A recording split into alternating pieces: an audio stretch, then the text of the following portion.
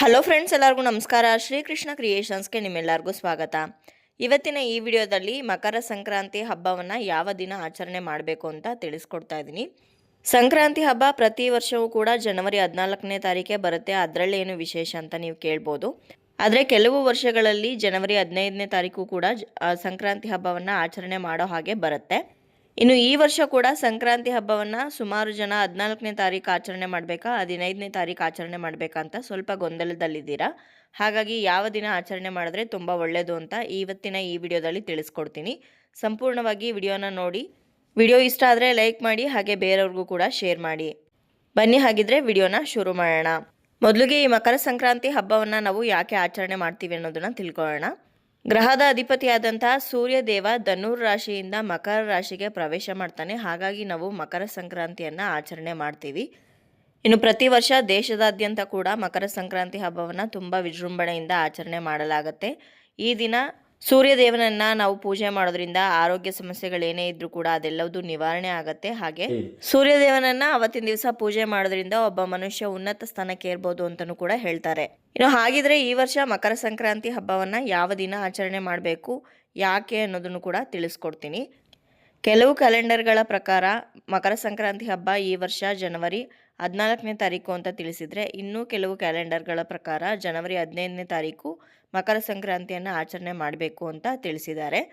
ಯಾಕಪ್ಪ ಈ ರೀತಿಯಾದಂತಹ ಗೊಂದಲ ಉಂಟಾಗಿದೆ ಅಂತಂದರೆ, ಜನವರಿ 14ನೇ ತಾರೀಕು ಬುಧವಾರದ ದಿವಸ ಏಕಾದಶಿ ಇರೋ ಕಾರಣ ಅವತ್ತಿನ ದಿವಸ ಮಕರ ಸಂಕ್ರಾಂತಿಯನ್ನು ಆಚರಣೆ ಮಾಡಬಾರ್ದು. ಮಾರನೇ ದಿವಸ ಅಂದರೆ ಜನವರಿ 15ನೇ ತಾರೀಕು ಗುರುವಾರದ ದಿವಸ ಮಕರ ಸಂಕ್ರಾಂತಿಯನ್ನು ಆಚರಣೆ ಮಾಡಬೇಕು ಅಂತ ತಿಳಿಸ್ತಾ ಇದ್ದಾರೆ.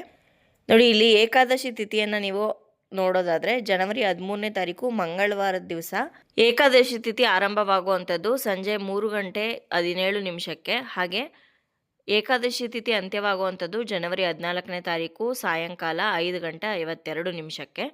ಜನವರಿ 14ನೇ ತಾರೀಕು ಸಂಜೆವರೆಗೂ ಕೂಡ ಏಕಾದಶಿ ತಿಥಿ ಇರೋದ್ರಿಂದ ಅವತ್ತಿನ ದಿವಸ ಸಂಕ್ರಾಂತಿ ಹಬ್ಬವನ್ನು ಆಚರಣೆ ಮಾಡಬಾರ್ದು ಅಂತ ಹೇಳ್ತಾರೆ. ಯಾಕಂದರೆ ಸುಮಾರಷ್ಟು ಜನ ಏಕಾದಶಿ ದಿವಸ ಉಪವಾಸವನ್ನು ಆಚರಣೆ ಮಾಡೋದ್ರಿಂದ ಅವತ್ತಿನ ದಿವಸ ಮಕರ ಸಂಕ್ರಾಂತಿಯನ್ನು ಆಚರಣೆ ಮಾಡಬಾರ್ದು ಅಂತ ತಿಳಿಸ್ತಾ ಇದ್ದಾರೆ. ಇನ್ನು ಬಹುಮುಖ್ಯವಾಗಿ ಸೂರ್ಯ ಧನುರಾಶಿಯಿಂದ ಮಕರ ರಾಶಿಗೆ ಯಾವ ಸಮಯದಲ್ಲಿ ಪ್ರವೇಶ ಮಾಡ್ತಾನೆ ಅನ್ನೋದು ಕೂಡ ನಾವು ನೋಡ್ಕೊಳ್ಬೇಕಾಗತ್ತೆ. ಜನವರಿ 14ನೇ ತಾರೀಕು ಸಂಜೆ 3:13 ಸೂರ್ಯ ಧನುರಾಶಿಯಿಂದ ಮಕರ ರಾಶಿಗೆ ಪ್ರವೇಶ ಮಾಡ್ತಾ ಇದ್ದಾನೆ.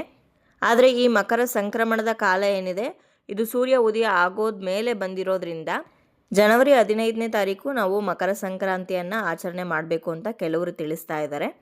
ಹಾಗಂತ ಜನವರಿ 14ನೇ ತಾರೀಕು ಆಚರಣೆ ಮಾಡಲೇಬಾರ್ದು ಅಂತಲೂ ಕೂಡ ಹೇಳೋದಕ್ಕಾಗಲ್ಲ. ಸಂಜೆ 3:13 ಸಂಜೆ 6:12 ಕೂಡ ಸಂಕ್ರಮಣದ ಕಾಲ ಇರುತ್ತೆ. ಆ ಸಮಯದಲ್ಲಿ ನೀವು ಮಕರ ಸಂಕ್ರಾಂತಿಯನ್ನು ಆಚರಣೆ ಮಾಡ್ಬೋದಾಗಿದೆ.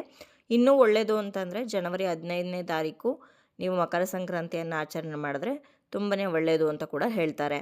ನಾವು ನೋಡಿದ್ರಲ್ವ ಸ್ನೇಹಿತರೆ, ಇವತ್ತಿನ ಈ ವಿಡಿಯೋದಲ್ಲಿ ಮಕರ ಸಂಕ್ರಾಂತಿ ಈ ವರ್ಷ ಯಾವ ದಿನಾಂಕದಂದು ಬಂದಿದೆ, ಹಾಗೆ ಯಾವ ದಿನ ಆಚರಣೆ ಮಾಡಿದ್ರೆ ತುಂಬ ಒಳ್ಳೆಯದು ಅಂತ ತಿಳಿಸ್ಕೊಟ್ಟಿದ್ದೀನಿ.